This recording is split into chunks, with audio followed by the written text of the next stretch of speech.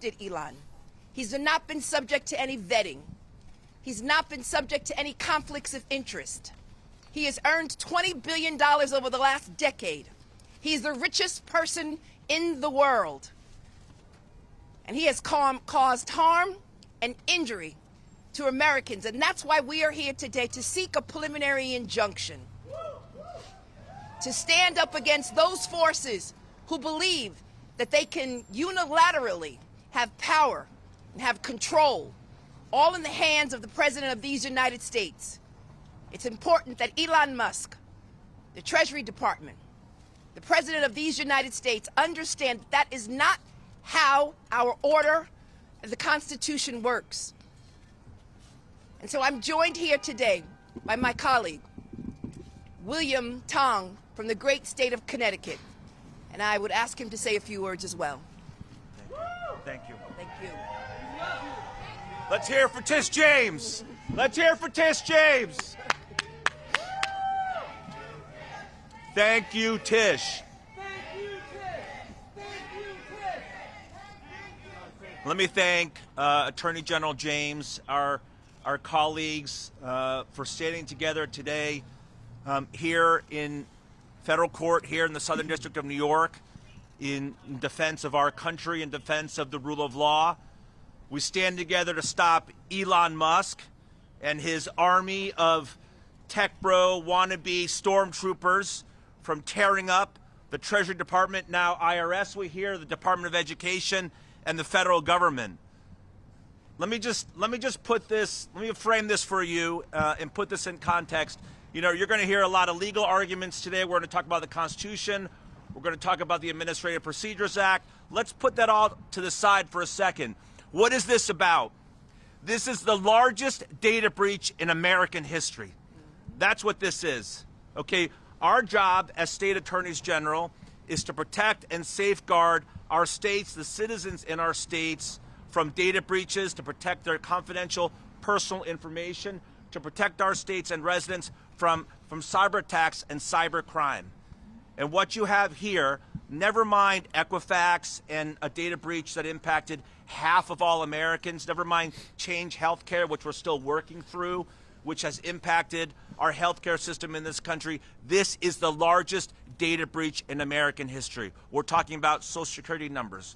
We're talking about banking information. We're talking about addresses, biometric information, states and payment information, routing numbers, bank accounts.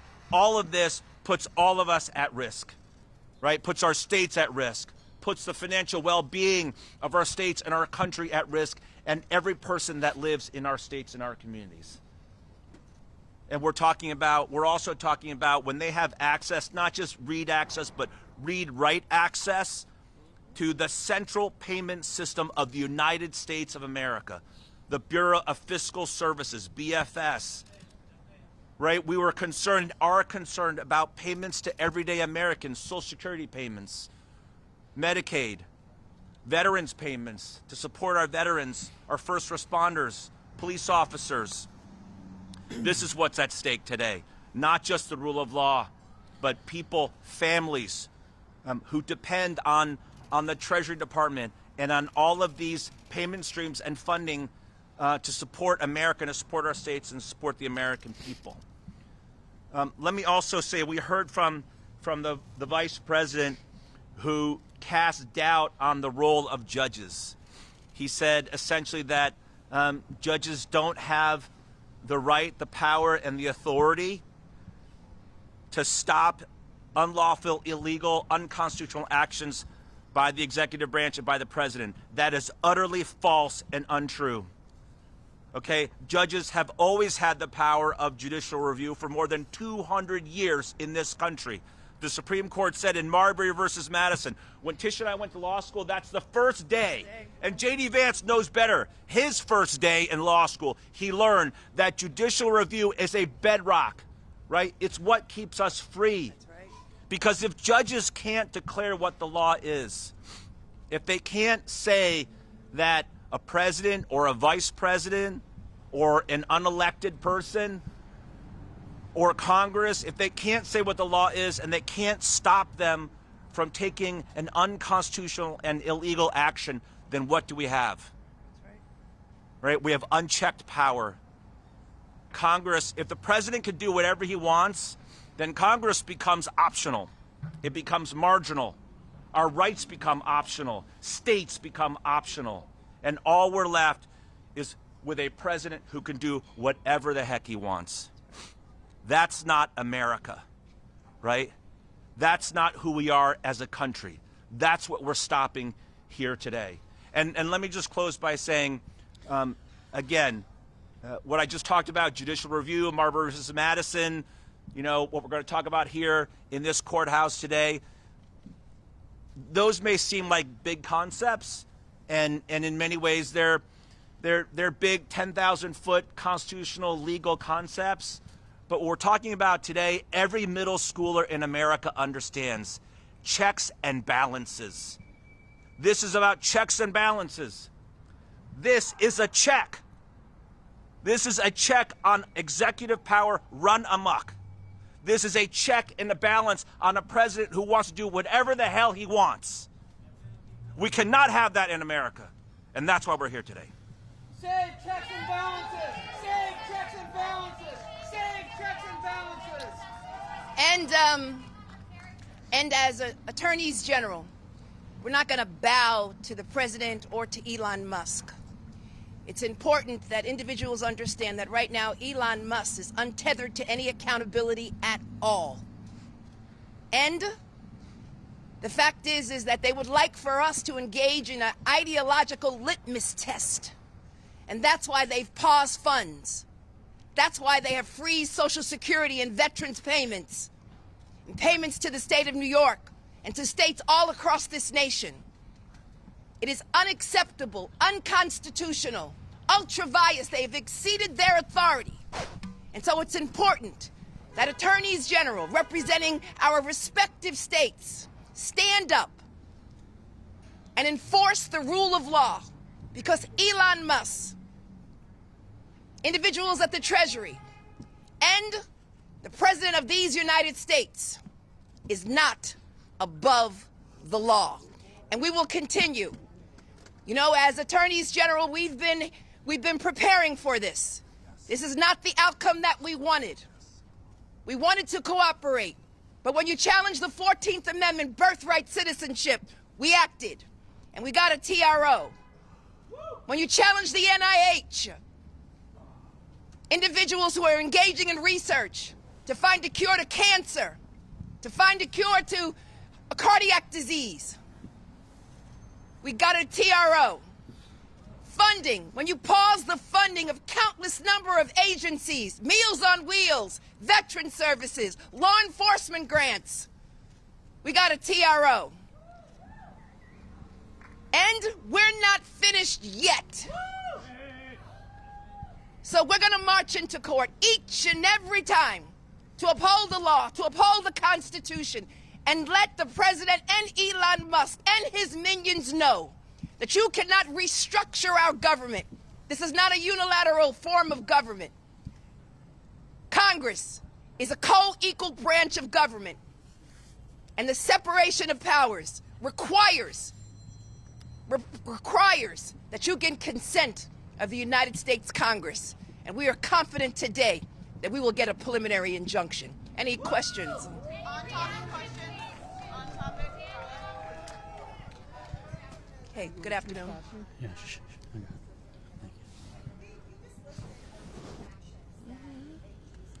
Thank you. Shh, we're good. It's good. It's fine. Okay.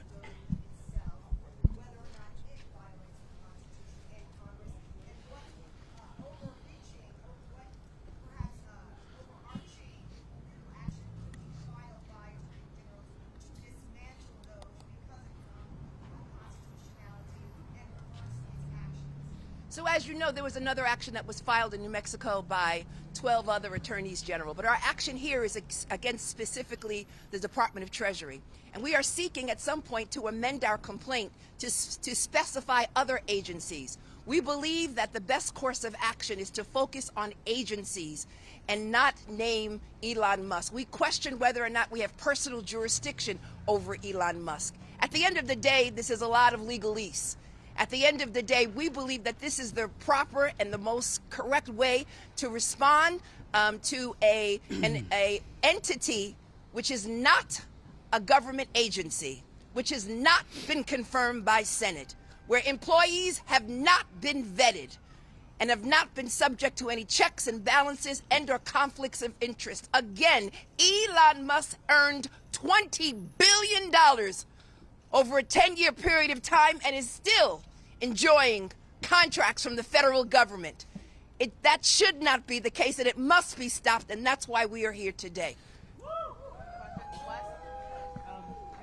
Thank you for being here today. Sure. If a preliminary injunction is issued, how would you be able to monitor compliance? Are there concerns around compliance just in the face of an injunction? So in the event that not only this case, but any other case where there is a violation of the order, we are considering our legal options, including, but not limited to, filing a motion for contempt.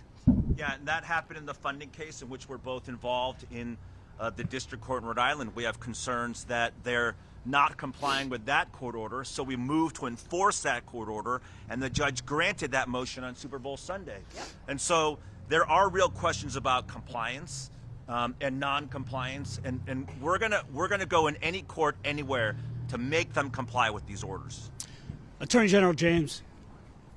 Yeah, question. Thank you so much. Treasury Secretary Bessent said that it is the Trump administration's that they want DOJ and civil servants to work together. What do you have to say to those that say that you are impeding a serious and honest effort to try to get the government to work better and to rein back waste and out-of-control spending before it's even had a chance to really take off? Listen, all of us are concerned about waste, fraud in our federal government and in all governments, but you should work with Congress. That's how the system works. Not by, again, special employees who have not been vetted, who have not been proved by the United States Senate. It's really critically important that individuals understand that right now he is ignoring the United States Senate and House of Representatives. And that's just not our system of government. The president and DOJ cannot act unilaterally, and they cannot do with a stroke of a pen ignore the law. Not now, not ever. And that's why we are here in court today. Nobody is saying that they can't try to make government more efficient. We try to do that every single day in our offices, but do it in compliance with the law. Follow the law. But let's just be clear, they've gone way beyond that, okay? This isn't about making government more efficient. It's not about improving process writ large, including this, the DOJ action, plus a federal funding freeze, plus cutting off funding to NIH, right? They're defunding medical research. They're defunding healthcare. They're defunding education. They are defunding the police. That's what they're doing. Okay, so this is well beyond government efficiency. We have time for one more on topic. Ayana? I've got two separate.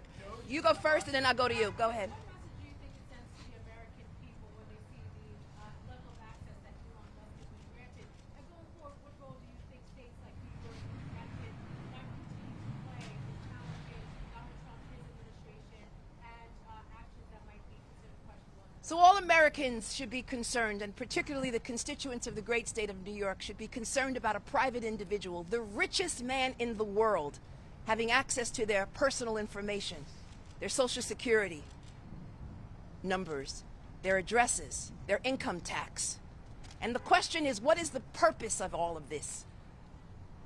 And the question is whether or not they have followed the law. It's important that individuals understand that we cannot allow private citizens to have access to this private information. And pausing funds for the purposes of individuals bowing to the knee of the President of the United States, basically being subjected to ideological litmus tests. Individuals who do not follow his prescriptions, his policy prescriptions. This is a democracy, a representative democracy. And it's important that individuals understand that there are co-equal branches of law that need to be respected, and that states, again, have a unique responsibility to ensure that the Constitution is followed, the constitutional order of things here in this great country. And so that's why we are standing up. We're defending the Constitution. We took an oath to the Constitution, not to a man, but to the Constitution. And let me just say to the brave soldiers, the amazing individuals at the Southern District of New York, Danielle Sassone, she's a profile in courage.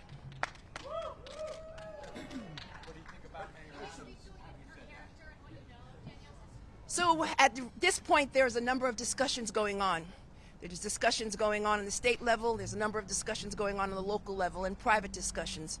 So at this point in time, I'm going to refrain from any comment until such time as we complete those discussions and determine the fate of the mayor of the city of New York. That's all we have time for. Sorry. Thank you. That's all we have time for. We have to go to the hearing. Go ahead.